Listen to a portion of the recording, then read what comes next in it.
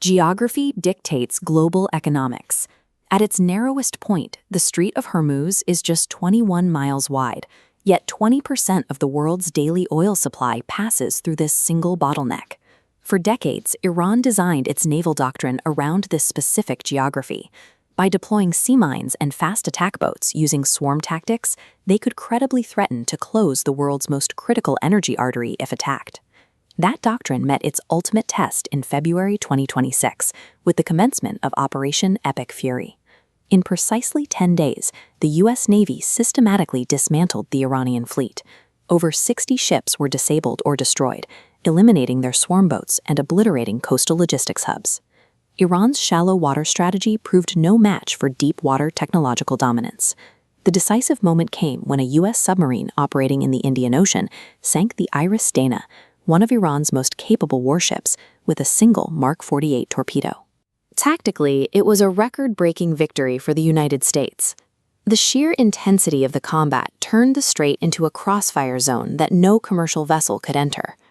While the military victory was absolute, the kinetic battle physically closed the waterway, instantly removing 20 million barrels of oil a day from the market.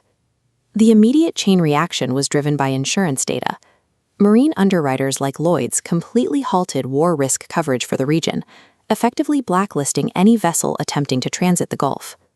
This insurance freeze paralyzed global maritime traffic. Legal neutral vessels and the illicit dark fleet alike were suddenly trapped outside the combat zone, unable to secure the legal coverage required to load cargo. Import-heavy nations like India were immediately exposed. With strategic reserves just 64% full, the country had a buffer of merely 5 days. This chart tracks the price surge. As escalation peaked in mid-March, Brent Crude breached $138 a barrel. The war premium column highlights a trap.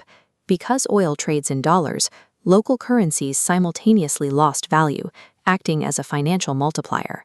This dual blow meant an Indian consumer filling up their car paid nearly 24% more for fuel than during similar crude spikes just years prior. Higher fuel costs quickly trigger global stagflation, but the most severe damage occurred in industrial feedstock. Producing nitrogen fertilizers like urea requires massive volumes of natural gas. When the Persian Gulf supply chains ruptured, global urea production collapsed by 40%. The energy shock threatened a nutrient famine that imperiled global harvests. A conflict in a single 21-mile waterway successfully compromised the global food supply. The 2026 crisis served as a brutal stress test that ended the era of just-in-time global energy logistics.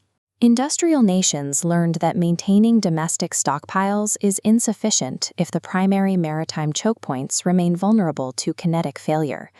This policy roadmap outlines the global response. Governments moved to decouple their industrial infrastructure from Middle Eastern gas through aggressive electrification and feedstock diversification. Capital poured into small modular reactors. These factory-built nuclear plants provide unblockadable base-load power for critical infrastructure, independent of international shipping lanes. Simultaneously, green hydrogen projects were accelerated to produce fertilizer components locally, removing the reliance on volatile petrochemical markets. The geopolitical map itself is being redrawn.